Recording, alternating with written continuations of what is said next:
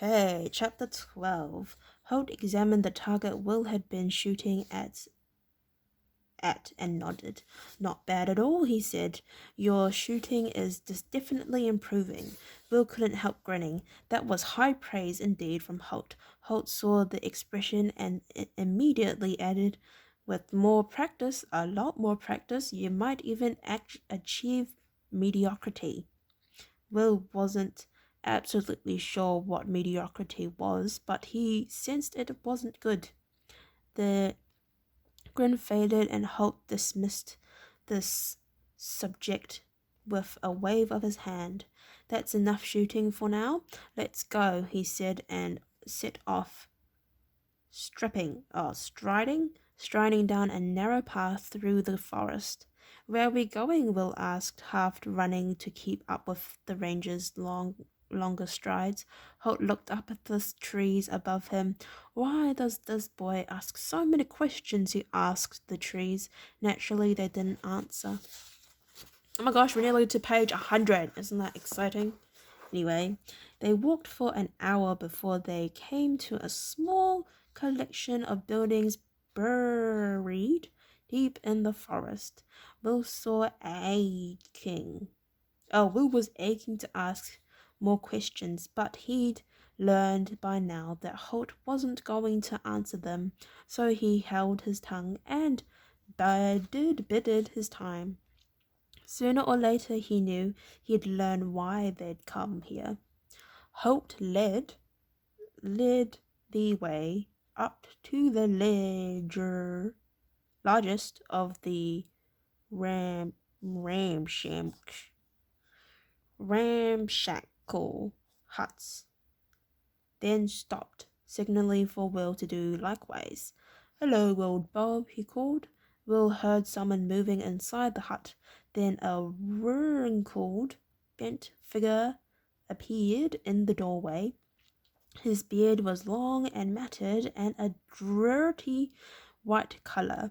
He was almost completely bald as he moved towards them, grinning and nodding a greeting to Holt. Will caught his breath.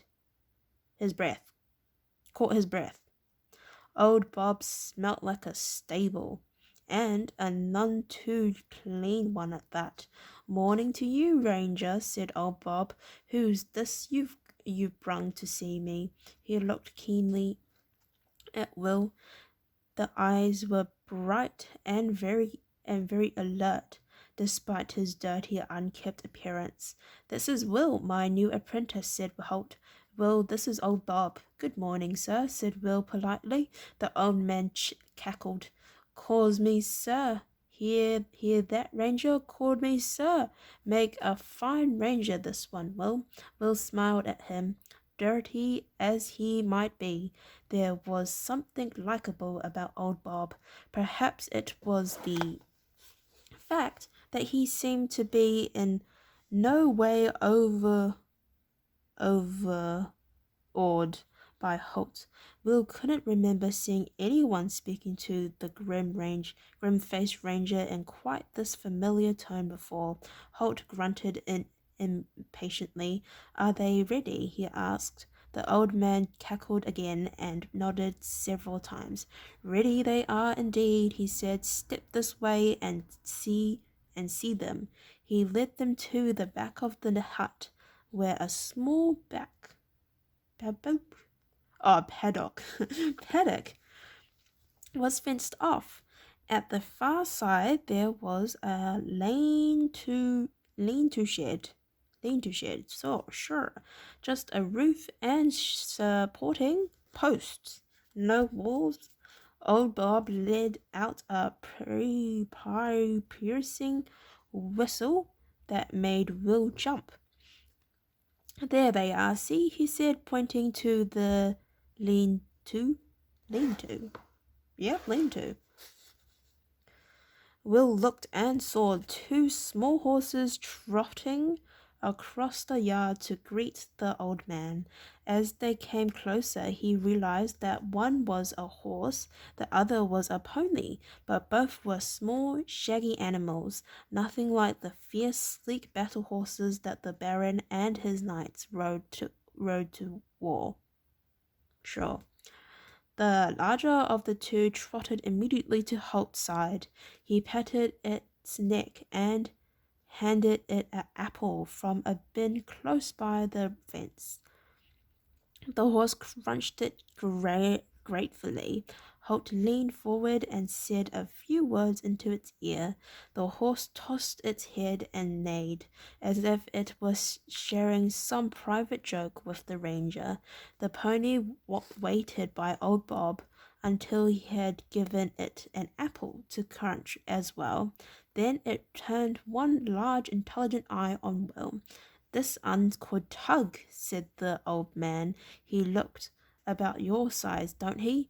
He passed the rope bridle to Will, who took it and looked into the horse's eyes. He saw a shaggy little beast. Next page. His legs were short but sturdy. His body was barrel-shaped. His mane and tail were ragged and unbrushed. All in all, as horses were, he wasn't a very impressive sight, thought Will. He had always just dreamt of the horses he would one day ride into battle. In those dreams, the horse was tall and majestic. It was fierce and jet black, combed and brushed until it shone like black armor. This horse almost seemed to sense what he was thinking and butted its head gently against his shoulders. I may not be very big, its eyes seemed to say, but I might just surprise you. "Well," said Holt, "what do you think of him?" He was following the other horse's soft nose, fondling the other horse's soft nose. They were obviously old friends. Will hesitated. He didn't want to offend anyone. "He's sort of small," he said finally. "So are you," Holt pointed out. Will couldn't think of an answer to that. Old Bob wheezed with laughter. "He ain't no battle horse, are he, boy?" he asked.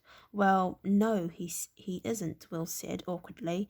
He liked Bob, and he felt any criticism of the pony might be taken personally. But old Bob simply laughed again. "But he'll run any of those fine, fancy-looking battle horses into the ground," he said proudly. "He's a strong un, this un.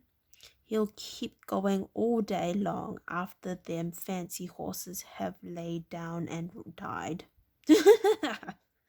Will looked at the shaggy little animal doubtfully. "I'm sure he will," he said politely. Holt leaned against the paddock fence. "Why don't you see?" he suggested. "You're fast on your feet. Turn him loose and see if you can capture him again." Will sensed the challenge in the ranger's voice. He dropped the rope bridle. The horse, as if realizing that someone was sort of The horse, as if realizing that this was some sort of test, skipped lightly away into the center of the small enclosure. Will ducked under the fence railings and walked softly towards the pony. He held out his hand invitingly. "Come on, boy," he said. "Stand still there." He reached out his hand for the bridle, and the little horse suddenly wheeled away. It shied to one side, then the other, then sidestepped and nearly around Will and danced backwards out of reach. He tried again. Again the horse evaded him easily. Will was beginning to feel foolish. He advanced on the horse and it backed away, moving closer and closer to one of the corners. Then, just when Will thought he had it, it nimbly danced to one side and was away again. Will lost his temper now and ran after it. The horse whined in amusement and roamed, roamed, roamed easily, romped easily out of his reach. It was enjoying this game, and so it went. Will would approach the horse, would back and dodge and escape. Even in the close confines of the small paddock, he couldn't catch it. He stopped. He was conscious of the fact that Holt was watching him carefully. He thought for a moment or two. There must be a way to do it. He'd never catch a horse as light on its feet and fast moving as this one. There must be another way. His gaze fell on the bin of apples outside the fence. Quickly he ducked under the rail and seized an apple. Then he went back into the paddock and stood stock still, holding the apple out. "Come on, boy," he said. Tug's ears shot up. He liked apples. He also thought he liked this boy. He played this game well. Tossing his head approvingly, he trotted forward and took the apple delicately. Will seized hold of the bridle and the pony crunched the apple. If a horse could be said to look blissful, this one did. Will looked up and saw Holt nodding approval. Well thought out," said the ranger.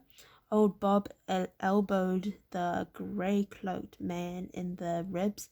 "Clever boy that," he cackled. "Clever and polite. That 'll make a good team with Tug, won't he?" Will patted the shaggy neck and the pricked up ears. He looked now at the old man.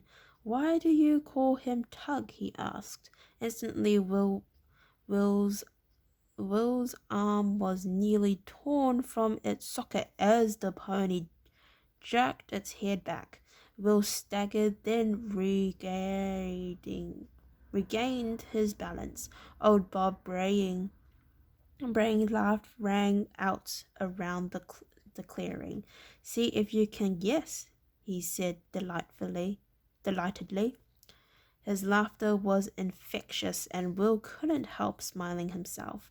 Holt glanced up at the sun, which was fast disappearing behind the trees that fringed old Bob's clearing and the meadows beyond.